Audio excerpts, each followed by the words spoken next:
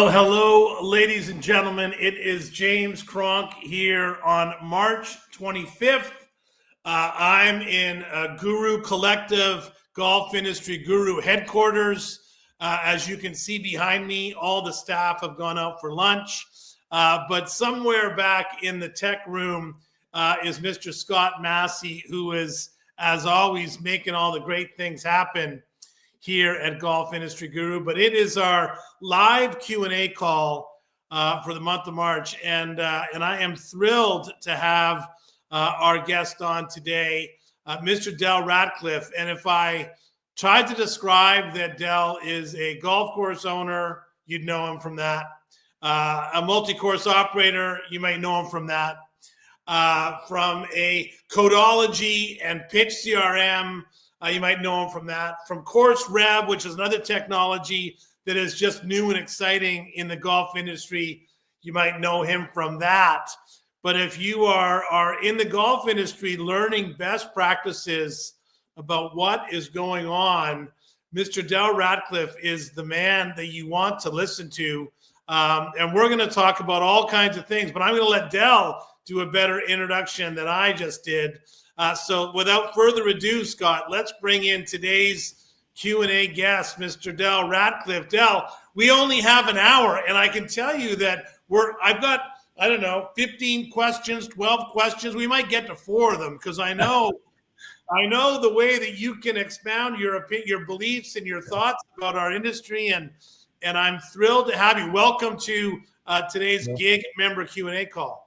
Thank you. Thank you so much, James. And I appreciate that introduction. I'll tell you, that's the best $20 I think I've ever spent, the way you really built me up there. So good job on that. I appreciate it. Well, I thought I had a cool background, but you're like in Jetson Central over there. Like you got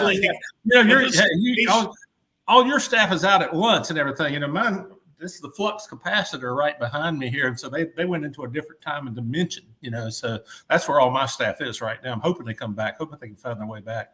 So. Well, Del, it makes me actually think about the fact that, and this just gets into the conversation about technology, because you embrace it so much. I feel like an old guy trying to keep up with all that's going on, but I will tell you that I actually think it keeps you young in your spirit, in your mind, because technology is so exciting. You look, we're fooling around with backgrounds on our little screen here, kind of the post-COVID result of knowing how to do Zoom and virtual backgrounds. But I know you have got your hand in so many different things. But for those of our members and listeners that haven't had a chance to listen to you at a conference or listen to one of your podcasts before or meet you in person, Tell everyone, Del, a little bit about your journey that has got you to the flux capacitor there in the background.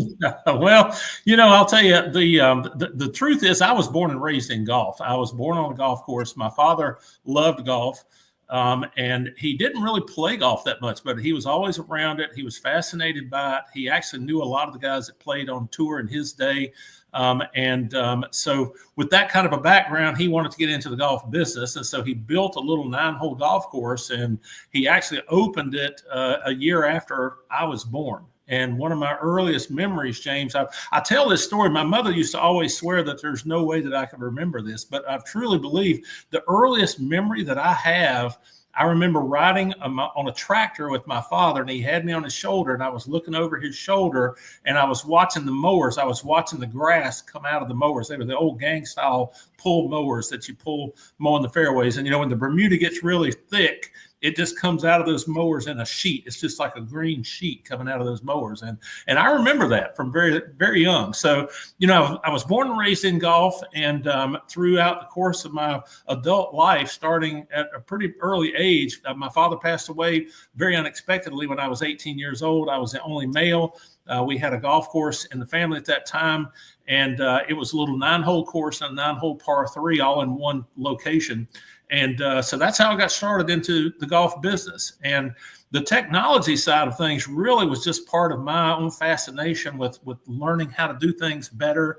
And I've always been kind of a techie, kind of a wonk on stuff like that, because really I remember the very first computer I bought was a Radio Shack. They had a thing called the TRS-80 that came out, and I bought one of those, and it didn't do anything. I never could get it to do anything at all, but I had one, and I played with it. And so I've been kind of, ever since then, I've been fascinated by computers and the idea of using technology to be able to work more efficiently and run businesses better. And even, things like playing around with the backgrounds and playing games and stuff like that. I've always really been into that, kind of a nerd from that standpoint.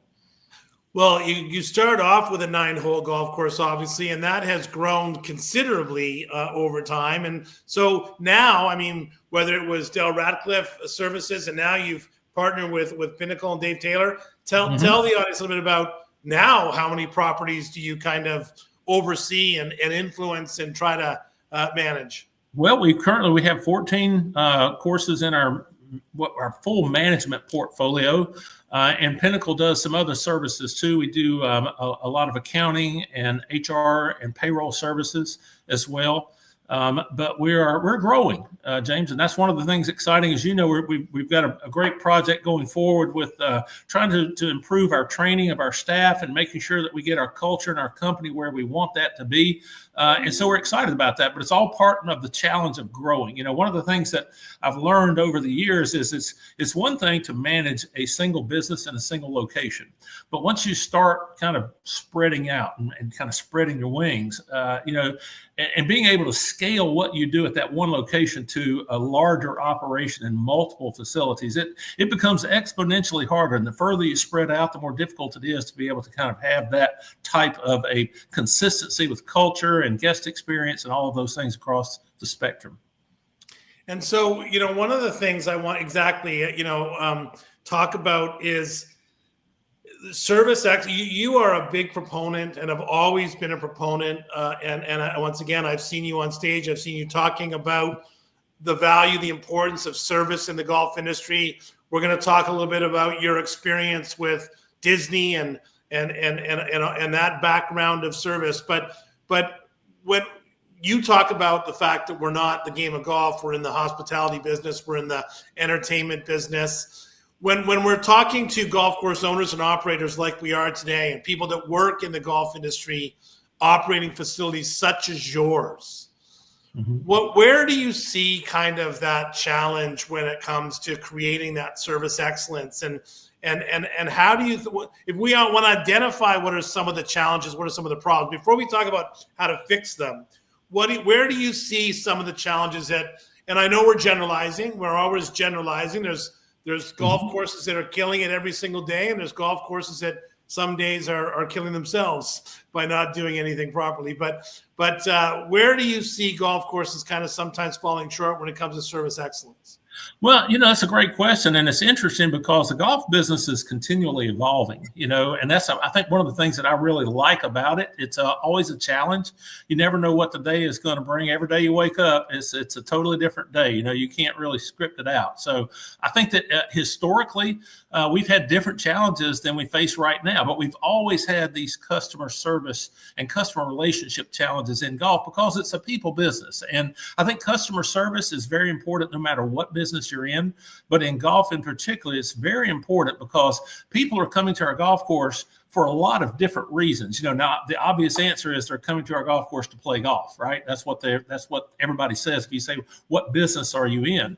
But the reality is they're coming because they have a particular experience and a certain expectation that they expect for that experience. And so the reaction that they have to your golf course can be directly related with how we manage that experience. And so in the past, we had different challenges in golf. A lot of it was structured around, we were struggling as an industry trying to attract more people to the game and trying to really focus on how do we grow golf participation. And then suddenly along comes COVID.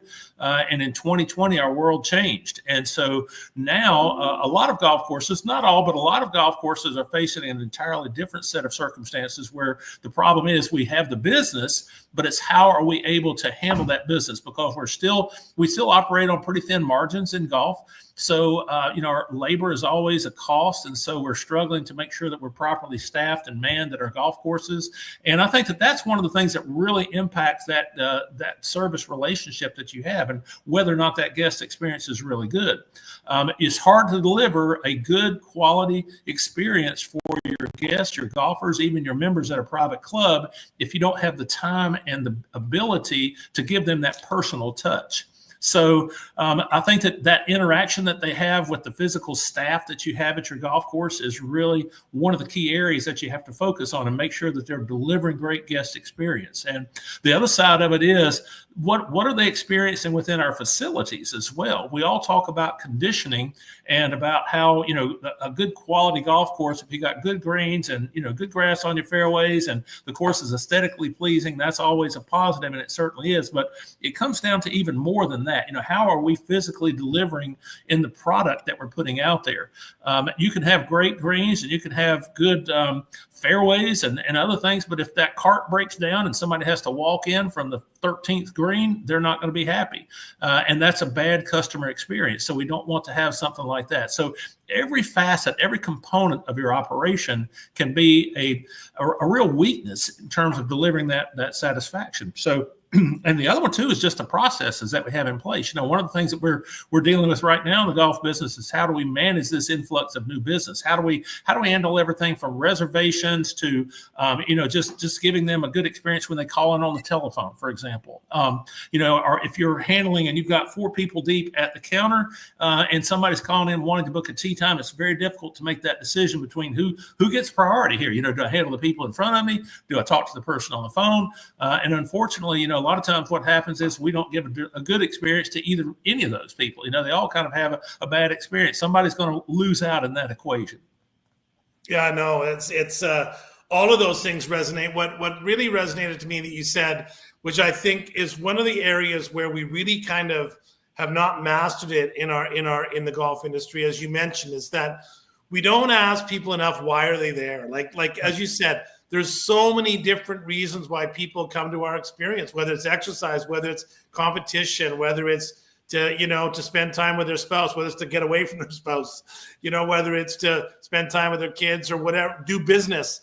There's so many, I always talk about when you sit someone in a restaurant, in a golf course, I want to know if that couple is there to talk about their golf game or if they're an anniversary lunch that they come once a year, because I don't want to put it beside, 4 people yelling and screaming about who cheated on what on hole number 18 if they're trying to have their anniversary lunch. And so asking people, have you been here before? Why are you here today? Did you just finish your round? Are you just starting your round?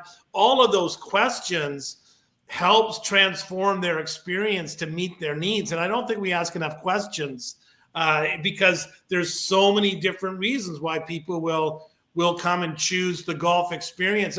We're not selling a widget. We're selling an experience that has multi different facets to it.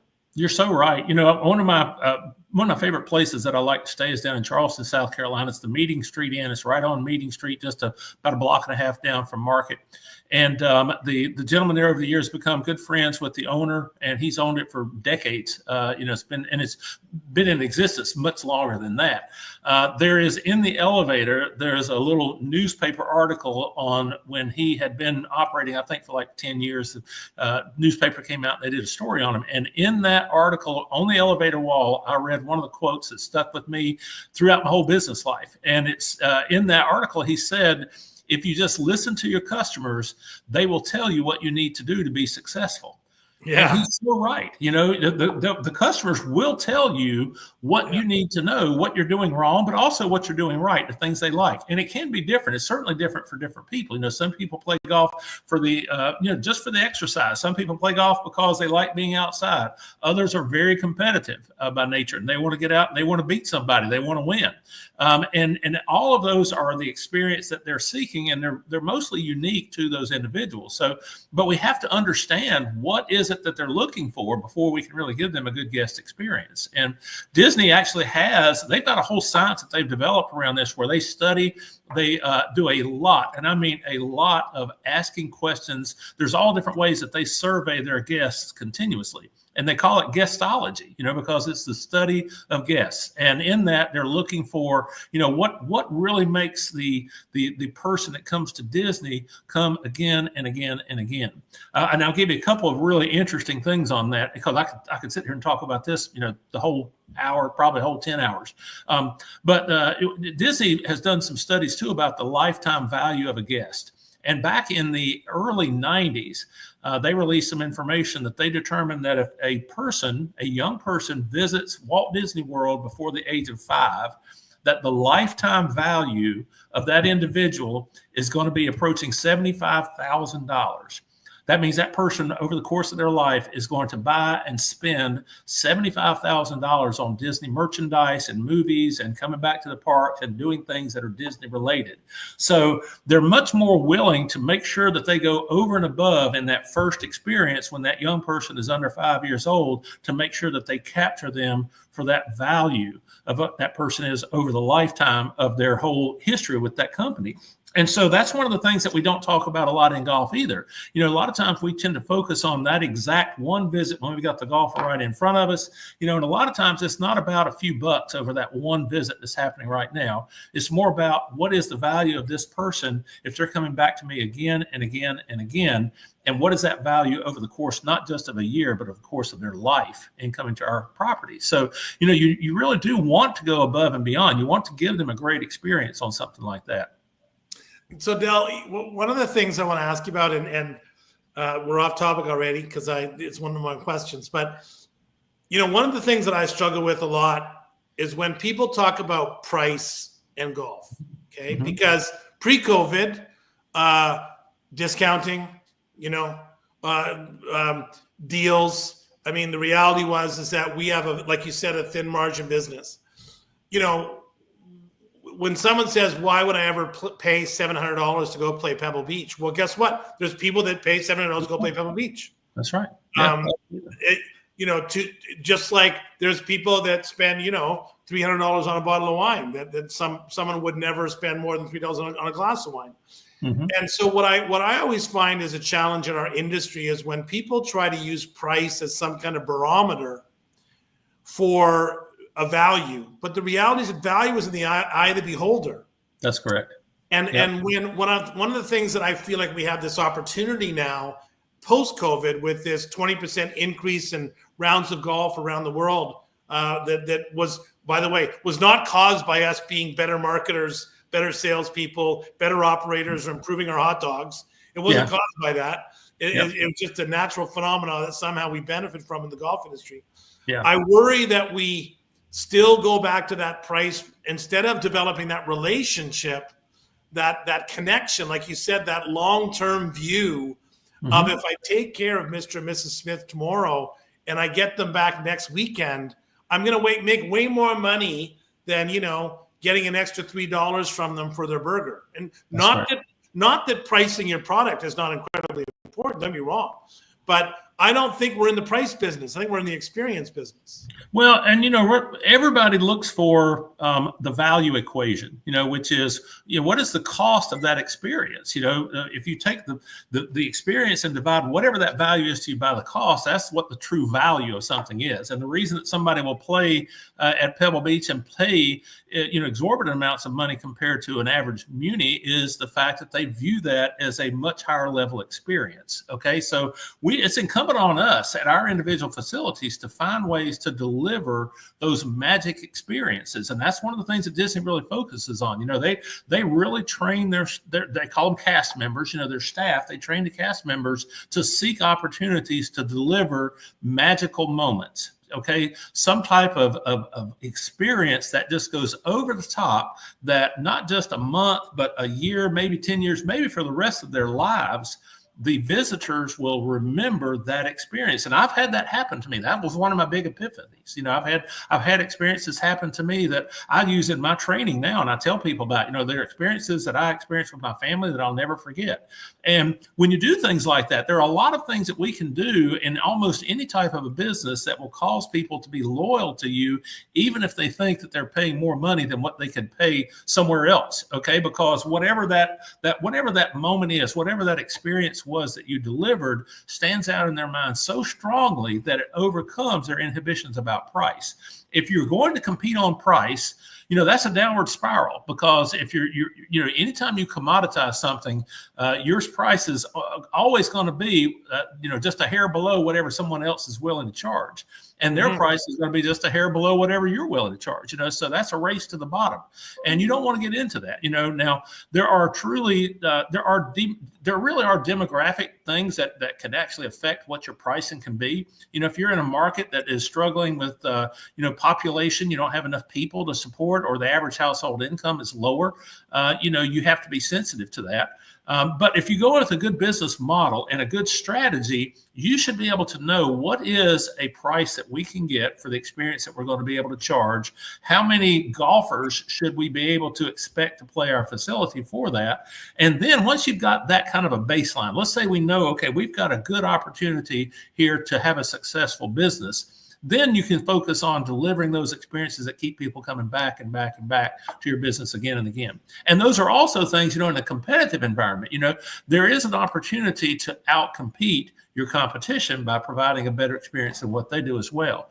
And in that case, you're able to charge more. There's a lot of reasons for why things sell for more money than others. You can go to a grocery store, you can find, everything from peanut butter to steak. You find different prices at different places. And in all essence, they're all about the same thing, but they all have different price points, and they all have different ways that they've really substantiated what the price of their product is. We have to view golf in that same way too. We don't want to look at it as a commodity. Figure out what your business model is, charge an appropriate price, deliver the absolute best experience that you can, provide those magic moments to people so that they will come back and seek that type of a feeling again when they come to play your golf course. I had the great benefit of being in your neck of the woods last fall, and my wife and I got to experience the Savannah Bananas. Yeah. Right? Yeah. Yeah. In Savannah, Georgia, and the price on the ticket was $21 or something like that, right? The price on StubHub was like $500. Yeah. Luckily, I can tell you we didn't pay that for whatever reason, but you talk about creating an experience that exceeds the value of the ticket, by a long shot. You I know have a lot of experience with Disney and that whole guestology and the way that they go about their business and how you apply that to golf. And one of the things that Disney does great is the storytelling, kind of obviously the aspect, that whole emotional connection. Do you think that there's an opportunity to, from a golfer standpoint, like how do we create an environment? I mean, Disney, they got movies, they got characters, they got cast members, they've got story, they've got opportunities to connect with people's childhood and do all kinds of other things and have a parade at the end of every single day. How do you, as a golf course operator, transfer that philosophy or that ability into creating stories or storytelling in your business? Well, I think that story is very important in everything that we do. It's very important in every business that I've got. James, we integrate story into it because we all have a story. Everybody has a story, and people love stories.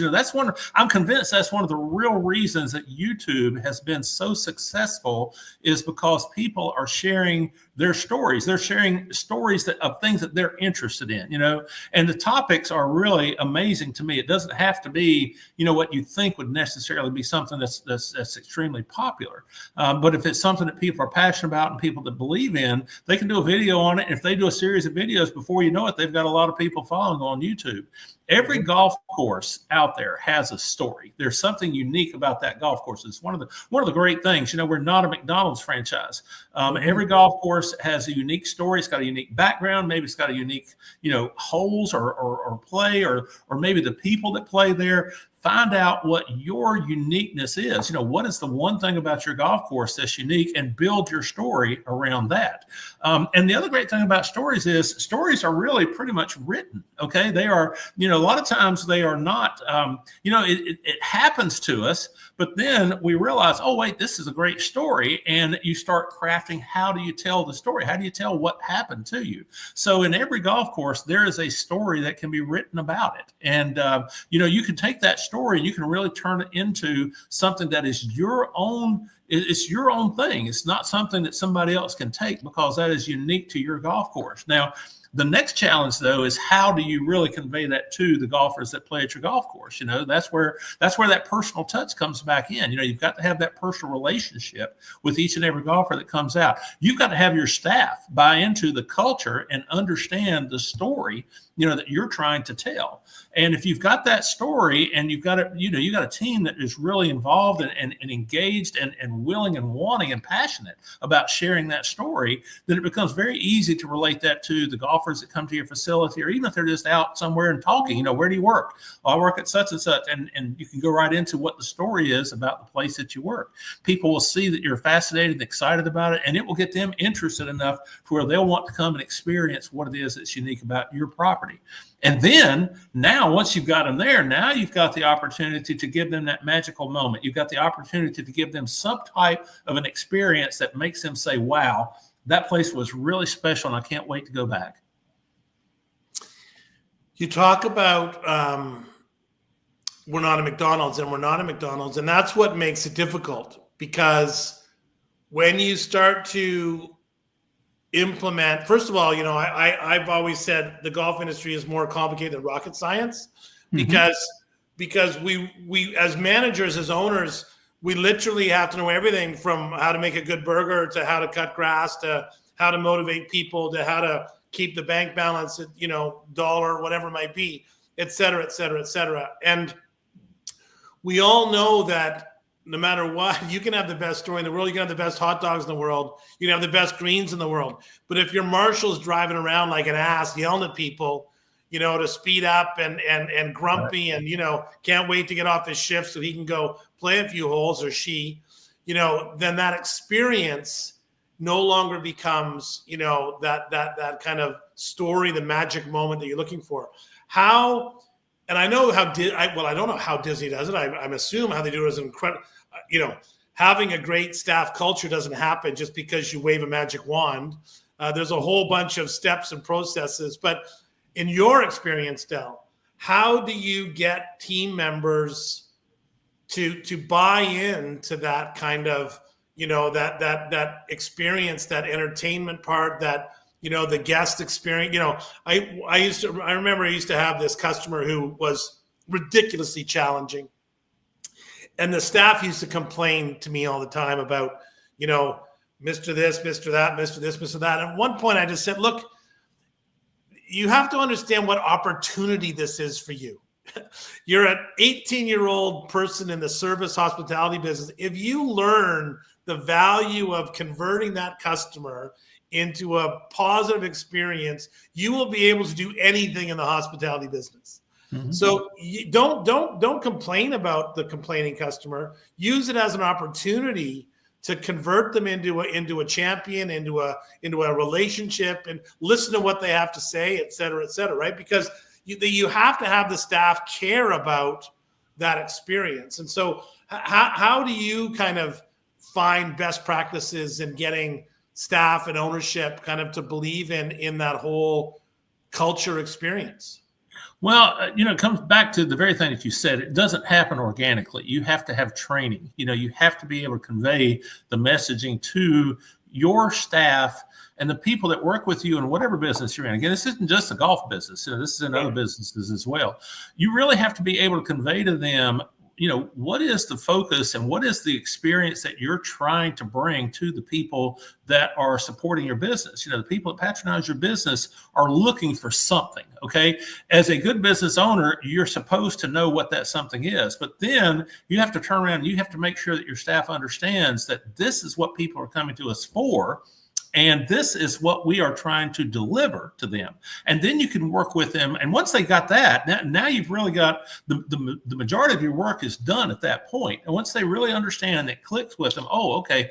We're not really in the golf business. We're in the experience business. We're not trying to make sure that everybody can go out and shoot 65. Okay. That's not what we're trying to do. We're not trying to make sure that everybody can hit the ball 300 yards. That's not what that's not the business that we're in. We are in the business of making sure that every person that walks on the property has a great time and has such a good experience. And when they leave, they want to come back and can't wait to get back to the golf course and do it again.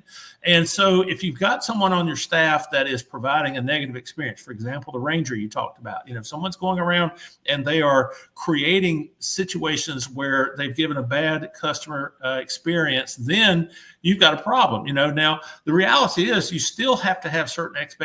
And again, it doesn't matter what business you're in. There's certain expectations that you have to have of, guest behavior. And you've got to make sure that golfers and even members at private clubs, there's certain code of standards that they have to follow. But what you have to do is you have to understand, how do you handle those situations so that you're still doing whatever you can do to deliver that great experience to somebody. You said something that's really important there, James, and that is the fact that if you are, if you're really trying to work with the people that come to your golf course and give them that good experience, you need to understand what it is that they are doing, but you also need to understand that it's not there's not a cookie cutter approach to this. Okay. It's really more a matter of making sure that those people understand that they're important to you. And their experience is important to you. And sometimes you have to find unique ways of overcoming those complaints. They're all opportunities. Anytime somebody's complaining, that is an opportunity for you to really create some form of a wow experience, and we don't really look at them as negative interactions. We do term them as opportunities. If somebody's complaining about something, that means you have an opportunity to exceed their expectations. You've already not met their expectations because they're complaining about something. Okay, so how do we turn that around? How do we find a creative way to just go over the top and go beyond what they think is a good way of solving this problem? The balance of, I remember I used to work in a restaurant where there was no structure. Mm-hmm. Everyone did their own thing. Yeah. And the staff used to talk about how happy they were. I was like, everyone thought, what a great place to work, right? Mm-hmm. And then they went out of business, right? and then I went to another restaurant organization that was all about structure and process. And this is your role, and this is how we do this, and this is our script, and this is what's expected of you, and this is what our guests want. And it was a fine-tuned machine, and it was and it was very successful. Restaurant organization that still is successful today. But what I learned from all that, and what I've learned from working for other mentors in my experiences, as we just talked about it for a second ago, was that great culture doesn't just happen. There's a whole bunch of underlying elements that has to be put together. And I think about it, when you think about a team that's trying to win a championship, it's like they're clear about the goal. They're clear about how score is kept. They're clear about the rules. They're clear about, everyone can't be a goal scorer. Everyone can't be a goaltender. Everyone's got a different part to play. And I think that one of the challenges when you work in the hospitality business is that managers sometimes feel like, that they have to create fun to create a fun environment. And I don't believe that. I believe that you actually have to create structure. Yes. And if you create structure, people will have fun because there's no confusion. They're not wondering why Susan can take a 45-minute break and you're supposed to take a 15-minute break, and why there's no accountability there, right? If they know that there's accountability, they'll be more comfortable and they'll enjoy their work better. So, and I would think that Disney has got to be very much about structure and process and policy and how that applies. And do you have any thoughts on that, Dale? Because I think that we've got listeners today that might be new managers or soon to be managers or directors of golf or food and beverage managers or chefs, that are all trying to find that balance of how do I create a work environment today to meet the needs of today's employee that gets them to buy into the culture that we're trying to deliver for those guests, right? That's the secret sauce. That's the magic that everyone's trying to figure out, and it's not easy. It's really hard. Yeah. Well, I think that one of the real key things is having that commonality of purpose too. I mentioned in the beginning, they have to understand what business are we in? What are we trying to do? And then that's how you start to coalesce a team. A team has to understand what is it that we're working for, and ultimately your example of a team is great. Whatever team sport that might be. Okay. You've got an overall, your overall mission is to win a game. Okay, that's your overall mission. But in order to accomplish that mission, you've got to have a number of strategies and tactics to be able to do that. You have to have an overall strategy of how do you defeat the team that you're playing? What strategy is going to guide you to the ultimate goal of winning the game? And then you've got to have certain tactics. What plays do you run? How do you work together as a team? How do you hand things off, whatever that might be? Same thing is true in business. If you give your team and you've got your team training on, okay, here is what we're trying to accomplish. This is our mission. Okay, here is our strategy of how we're going to get there. Here are the tools that we're going to use to get us there. And here are the individual tactics that we're going to use to implement that strategy. Now you start having kind of a commonality of goal. And there's a great argument that that's almost as much as important to people as the financial remuneration they get for working. Okay. Because who doesn't want to be part of a winning team? Okay. If your goal is to win a game, the team that wins the game, there's a certain high about that. Okay. There's a certain excitement. There's a common shared relationship that you've got with your team members, and it makes you feel good. So if your goal is to have, a great customer experience, and somebody comes to you and says, man, I played at that golf course. You work there. That is just the most amazing place that I've ever been to. You have a sense of pride with that. It makes you feel good to have something like that happen to you. And so those are some of the things too that come with structure. You've got to be able to have that common focus on that guest experience and making sure that you're doing the right things to be able to give those people those type of experiences that they talk positively about. And, I'll tell you, as a management company, a lot of times we come in behind on properties that have been poorly managed. And, there's a recovery process to that. The golfers that have played at the golf course, they generally have a poor perception of the golf course because maybe the conditions run down. Maybe the staff training hasn't been there and they haven't been treated as well as they have. And then the other thing that we often always, I would say, I was going to say almost, but I think always we find is the staff morale is at it's at rock bottom, because these people are tired of being beat down. They're tired of being, having to face the complaints and not having good answers for that. So when you turn that around, that whole thing, and all of a sudden the golfers that were complaining are coming in and bragging about how great things are and what a great job you're doing. And we all like to be praised. We all like to be, just complimented on the work that we do. And so when the golfers are doing that, that actually boosts the morale of your team as well. And they start getting it. They start understanding, wow, this is really, I'm part of something special. This is bigger than just me. I'm not just washing dishes in the kitchen, or I'm not just weeding on the bank of a creek, or I'm not just standing behind the counter in the pro shop. I'm part of something that's really special.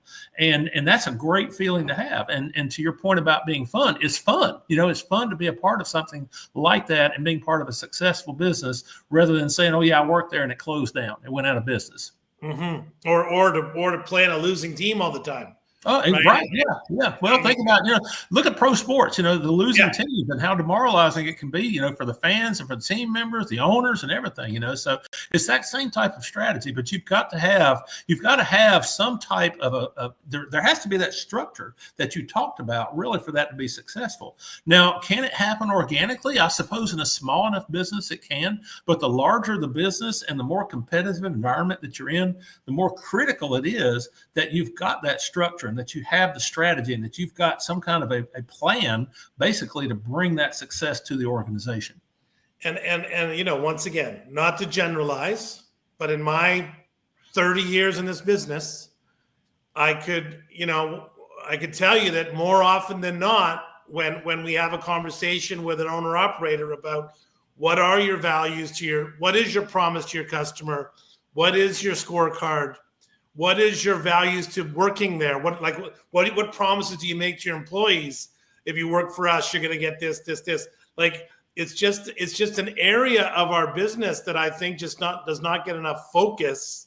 Because there's so many things to do. I mean, there's so many things to do. We're trying to find staff, let alone train them and create them culture. If I don't have anybody doing dishes, it doesn't help me if I have a culture value piece. Well, and that's one of the real challenges with golf. We are, traditionally we have been kind of a mom and pop business, at least in the United States. We do have a lot of multi-course operators out there now that are managing courses, but we've still got a lot of golf courses that are, operated by individuals, and that's their sole business, and they are entrepreneurial in nature. But it's very difficult just to manage all the different facets of a golf business, much less develop and implement training. Because the other thing about training is it's not a one-shot deal. You don't just do it one time and forget it. You got to be ongoing. That training has to, once you started, it's like a marathon that never ends. You have to keep running. You have to you're on a treadmill, and you keep doing that training. Now it gets easier. And as the culture becomes more apparent and it's shared within the company, it's kind of like inertia. Once you've overcome it, you got that ball rolling, it kind of continues to roll a little bit better, but you still have to make sure that you keep prodding it and keep it on track and everything as it's going in the direction that you want.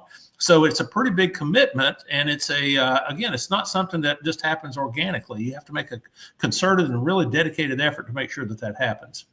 Well, you're certainly preaching to the choir, as they say. I agree. Training is important. Well, that's good. I'll pass the offering plate here in just a minute. So Del, I want to not switch so much because it's all connected, but I really want to make sure that I dedicate some time to talking to you about technology, because when I first met you, I mean, years and years ago, with regards to at a conference somewhere, I can't remember where it was, but I learned what's that? It was at Golf 2020 down in Jacksonville. Oh my goodness, Golf 2020! Wow, that was something. One of my first speaking gigs. Yes. Back in the day, I remember that was pretty cool. Golf 2020. Wow, a long time ago. Yeah. And Del, I soon learned after there, though, that in addition to running golf course, in addition to be a golf course owner and a PGA member and everything else, you are neck deep in the technology side of the golf industry. And you mentioned about the radio that didn't work, but how did you, first of all, share with our audience what are the technology platforms that you're involved with, and more importantly, share with the audience about how you believe that kind of technology and other technologies is really there to help and benefit golf courses and their business, and to do some of the things that we're talking about, right?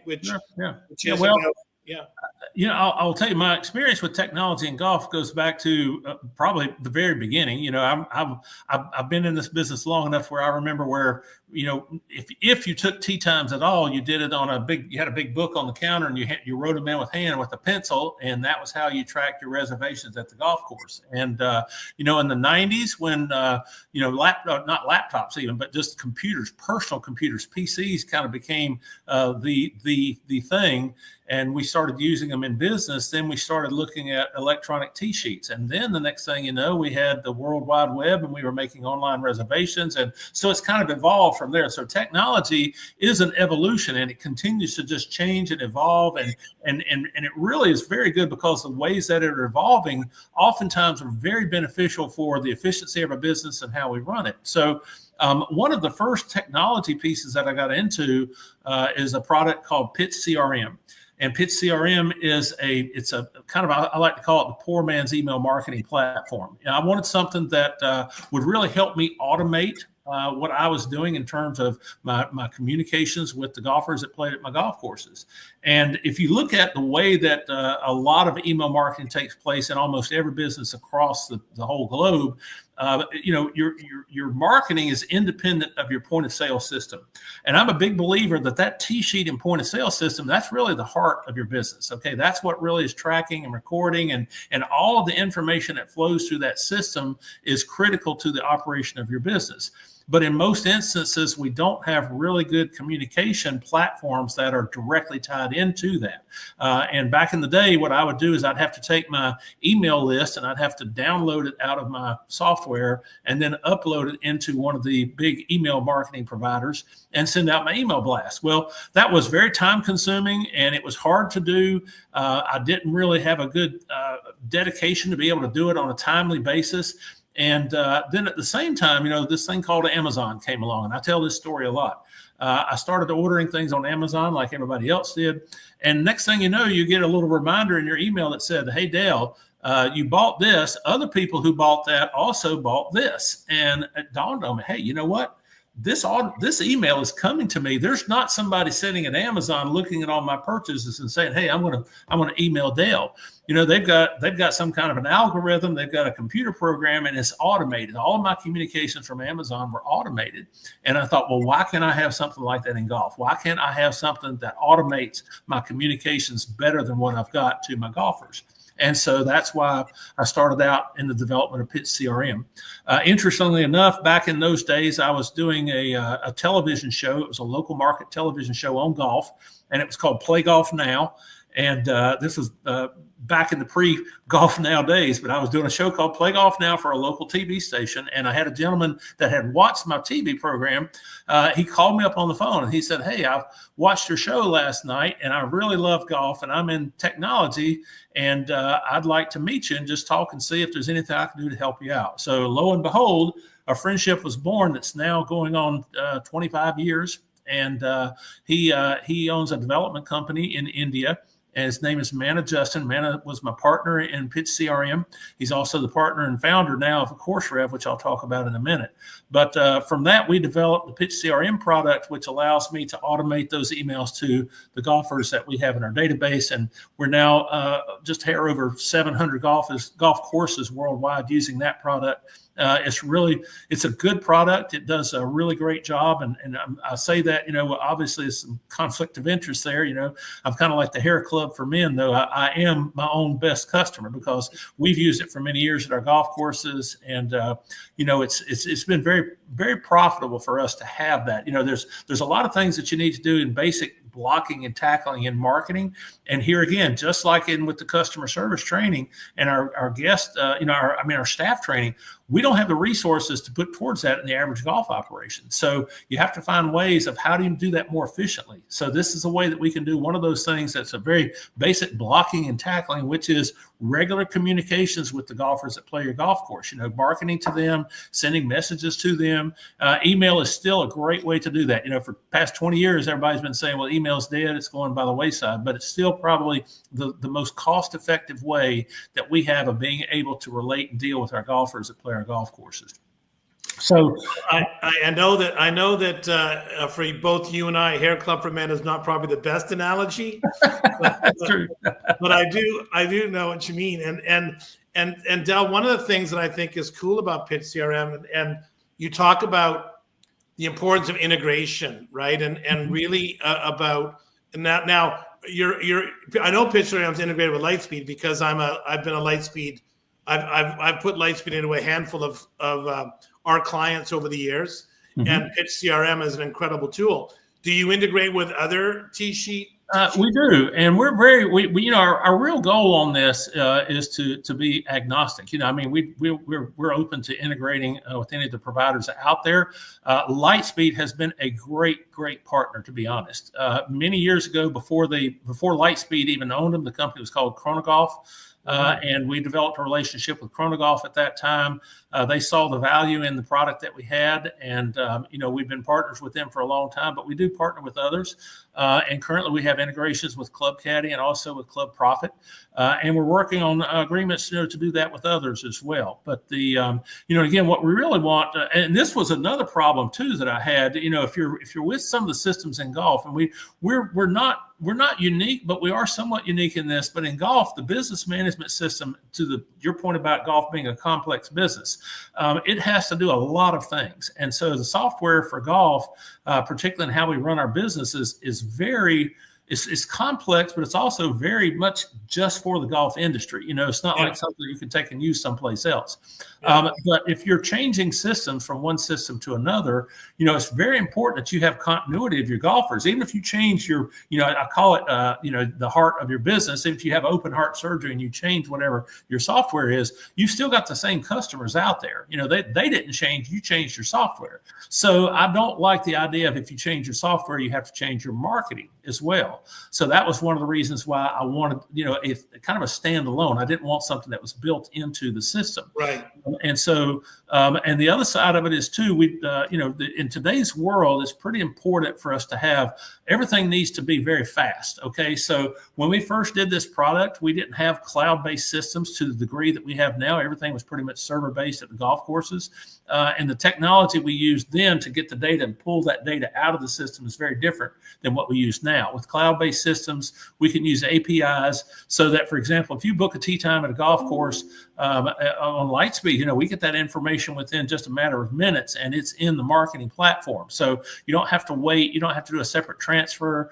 Now, we did automate the transfers through an FTP file transfer protocol back then, but now with the APIs that we have right now, we make calls regularly, and we get that information in really within just a few minutes and sometimes even seconds of when that booking is made.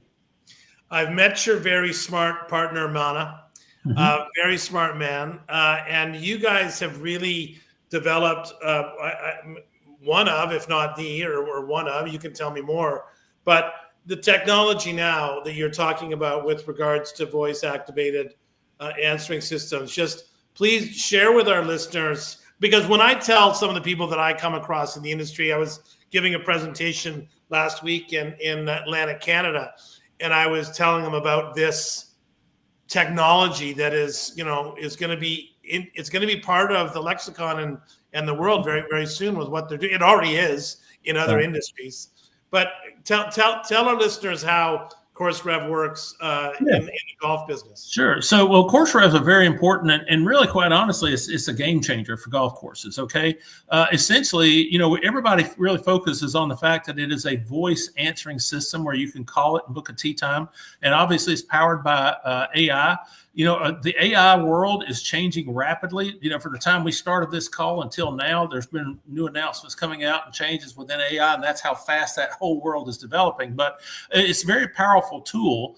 But the reality is we're still trying to figure out different ways of using it.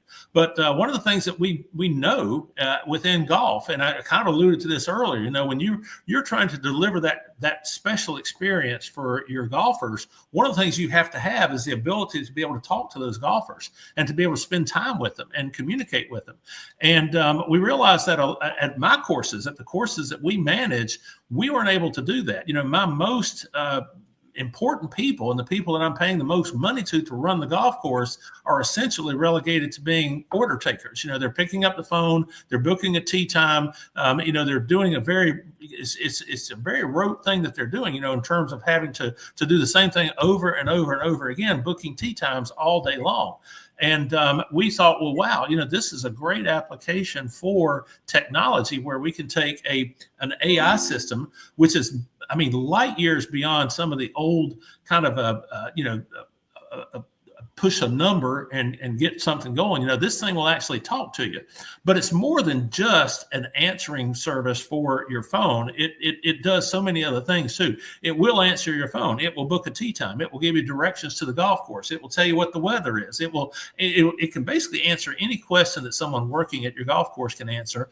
Plus, it'll answer a lot that they don't even know. It has access to a lot of information, and we can program it with whatever answers you want to answer. But it does a lot of other stuff too. It collects all of that data, so we can use it for things like, actually, if you want to use dynamic pricing, okay, it can do dynamic pricing on the fly. Now, we're still working on that. We're working on how the actual calculations are done and what's going to be the best thing to achieve based on a lot of other factors that current systems just aren't even looking at in terms of trying to arrive at a correct price for a tee time. We've got waitlist technology in it. So if you call up and you ask it for a tee time this coming Saturday and all the tee times are booked, it will ask if you want to go on a wait list for that time. And if it does, then it will text you or it can email you or do both to let you know that time is available. it will talk to you in different languages. We're currently up to 7 different languages that it will speak. And there's a lot of things with it that we can do with this technology that we can't do with the human intervention. And one of them that no system out there can really do right now, we've got the ability to have multiple courses on different systems on this call. So if you're in a destination market, for example, you can have one phone number and you can have 20 different golf courses on that one phone number. And with CourseRev, the golfer could say like, hey, I need to play at a golf course near the airport. What golf courses do you have nearest to the airport? And it can tell you a list of all the golf courses and how far they are from the airport. You can say, what's the best rate on a tee time after 2 o'clock next Wednesday? And it can search through that and it will come back to you and say, and list, say, the top 3 golf courses in order of their pricing for next Wednesday after 2 o'clock. So, again, those are things that's very difficult to do with the other thing is, and this is really a great one for me, it doesn't call in sick. It shows up as its own work. It's working 365 days a year, 24 hours a day. And once you've trained it, you don't have to worry about retraining it. That customer service training we were talking about in your staff and everything. One of the most difficult things that we do is trying to train our people on how do we want them to handle the phone. And it's very easy for a human to get frustrated with people. We do record all the calls on CourseRev, and it's really it's been an eye-opening experience for me, somebody who's been in the golf business now for 40 years, to hear some of the questions that people ask, and you think, wow, if you are working at a golf shop and you've got 6 people standing in front of you wanting to get to, and somebody's on the phone asking you some really silly or even stupid questions, people tend to lose their patience with something like that. So CourseRev, it never loses its patience. It's always polite. It will always be courteous, and it will always answer the questions the best it can. If it can't answer the question, it will tell you, I'm sorry, I'm not able to answer that right now. And it will either get you to somebody who can answer the question, or it will just refer you to where you might can find that answer. It's really unbelievable. And I know, you're so in tune with this technology and what's happening and staying on top of these types of things. Scott and I spend a lot of our time trying to connect with people and connect with resources to understand how this technology is going. Del, where do you think the golf industry is going to be 5 years from now with a technology standpoint? Like, automated mowers, automated systems, automated food prep. I always like to say, use high tech to increase high touch. Yeah, that's exactly right. And that's one of the things that I think that particularly in the golf business, our technology, and I don't think that a lot of technology, as a matter of fact, none of the technology out there is going to replace jobs. What it's really going to do is allow us as humans to do the job that we should be doing better. Okay. I tell all of our people, we're not bringing this in to try to replace you. I'm bringing this in so that you can spend more time tending to the needs of the golfers that come to our golf course. If you need to get out from behind the counter and go out and help them pick out a golf ball or pick out a shirt to wear or something like that, now you can do it. You don't have to be tied to that phone. Okay. Same thing even with autonomous mowers and things like that. We're not going to be getting rid of staff, but that will allow us to pay better attention to conditioning on the golf course too. So some of those mundane tasks that are done over and over repeatedly, maybe we can use technology to do that better. Now, in terms of where we're going to be 5 years from now, I think that we're probably going to be doing things that we don't even think about right now. There will be adaptations of technology that will affect our business in ways that we're not even thinking about. I do think that some of the things that we are talking about probably aren't going to happen as quickly as we think, even though AI technology, for example, is advancing rapidly. Okay, there's still a lot of hurdles with it, and it's not something that's just going to come and take it by storm. We're working on implementing the AI technology in the Pitch CRM software, for example, so that you can have Pitch, because we have all the customer data in Pitch as well. We know what their historical history is. We know what the transactional data is, so we can customize that marketing a lot better towards those individuals. But we're nowhere close to being able to turn AI over and give it all this information and say, okay, you do it all. We still are going to have to help. Now, it can greatly improve our efficiencies and come up with ways that we probably aren't thinking about and able to do our marketing better. But we're still going to have, as humans, we're still going to have to kind of be at the top of the food chain. We're still going to have to be directing what it does and how it does certain things. Not to mention the golf industry is not known to being quick to adapt. That's very true. Quick to change. Yes, we're not early adopters. if we can get AI to put on our website that people don't have to wear long socks anymore, then we're going to be ahead of the game in a good way. Del, it has just been an honor to have you. I know we could have kept going. I'd love to talk to you more about Disney and service, but there's so many things there: technology, culture, training. I mean, so many great takeaways. Really appreciate it. For those of you, for someone that wants to learn more about what you were just talking about, where do they go besides the web internet? Is there anywhere specific they would go to? Yeah. Well, for CourseRev, there's courserev.ai, and that's our website for that. And we have a website for Pitch CRM, pitchcrm.com. And I'm pretty easy to find as well. James, and I don't know if people want to email me, that's usually the best way. I'm also on LinkedIn. Happy to talk with people like you. I hit a lot of our conferences in golf, so I'm usually around at one of those too. You can find me there as well.